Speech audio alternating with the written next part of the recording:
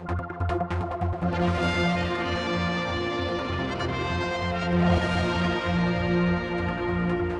I'm joined by Gary here, who's the new airport director at Ronsley, or Isle of Man Airport, which do you like?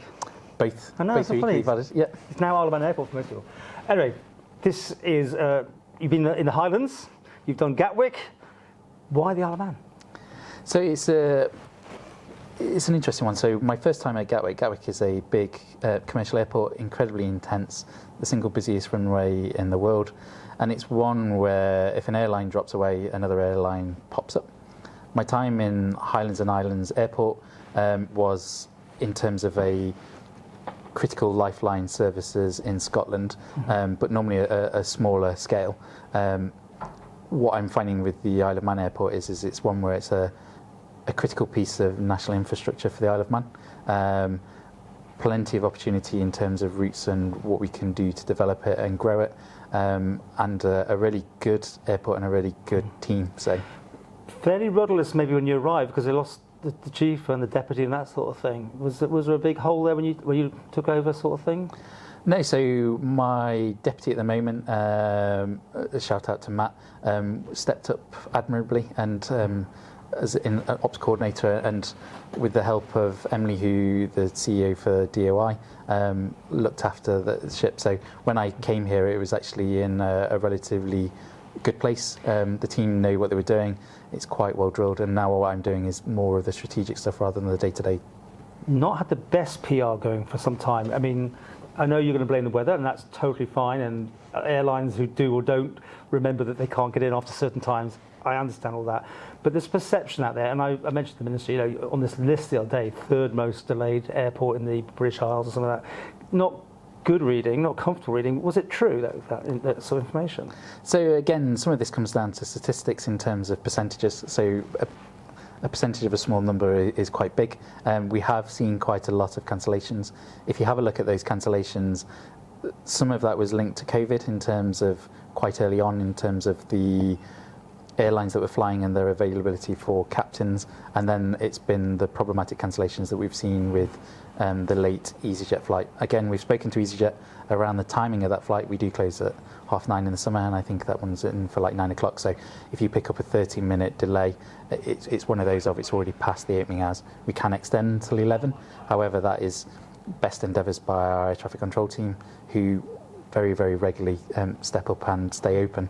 It's very, very rare, apart from a short-term sick or some form of personal issues like bereavement, etc., that we have to not open past 9:30.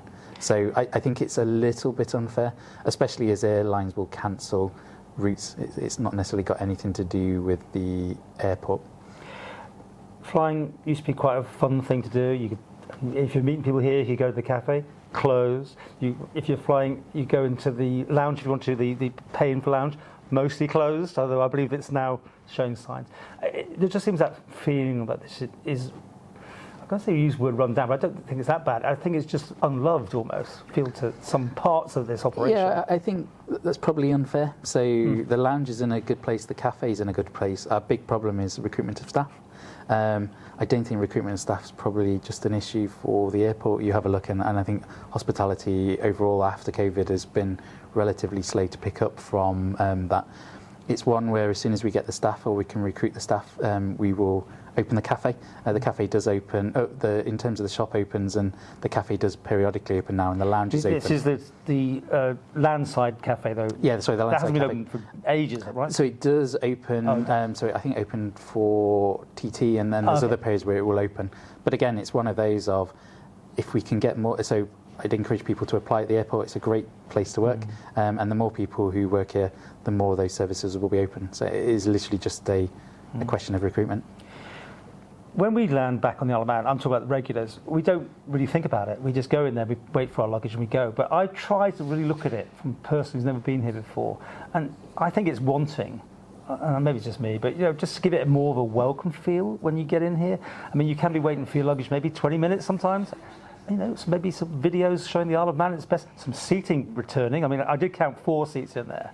But, do you isn't it that's the sort of thing that we need to work at to make this a really wow factor, I suppose. There you go, wow factor. When you come to the Isle of Man and you had a great experience. I know some people can send luggage and go straight out the door, but just something to make it more interesting. Well, and it is interesting. So I've just been asked to join the board of Visit Isle of Man, which looks at how we attract tourism over and what we do. So as part of that, we'll be having a look at how we can make it so that we increase our destination. Waiting for their luggage. I would have video screens. And again, we've already had preliminary discussions with Visit Isle of Man of what we can do to sell the benefits of the island and make it so that people want to come back.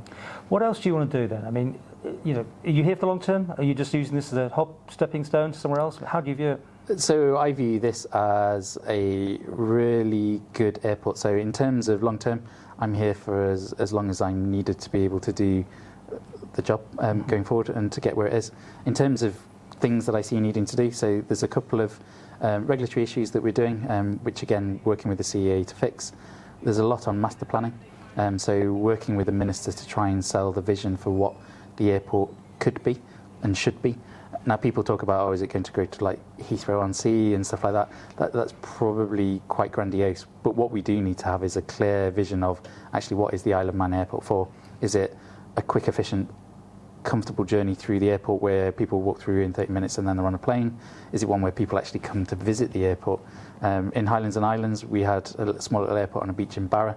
We were finding that actually people were actually going to the island to visit that airport. So again, what does the airport want to be and what shouldn't it be? And then targeting... Well, you'll never get one answer for that question because everyone's got their own... the businessman's rushing through, holidaymaker is happy to take their time. But I mean... But again, it's the making those conscious decisions of actually what is right for the Isle of Man. So again, you can't be... we can spend lots of taxpayers' money to try and be everything, or we can be quite conscious with choices that we make to be the right airport for the Isle of Man. I appreciate the money doesn't... you can ask for it, and that's what we've done the interview with Chris Thomas about. But I mean, we keep hearing about the fog issues here, about we can get a better radar system and we'd all be living happy lives. I mean... How do you react to that when you hear those sort of stories?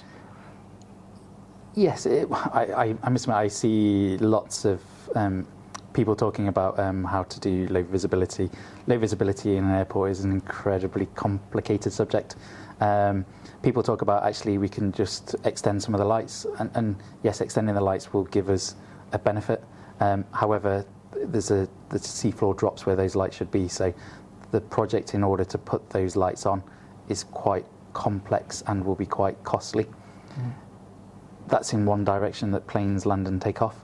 In the other direction that the planes land and take off, which is purely dependent on the weather and the wind conditions, those planes land at greater than 3.5 degrees, which precludes doing any form of instrument landing systems greater than what we've currently got. So again, we can do some work to make one side of the runway much more reliable to fog, but then there'll be those days where the wind's in the wrong direction and they still won't be able to land. We've got so much to talk about. We'll have a part 2 of the interview coming up.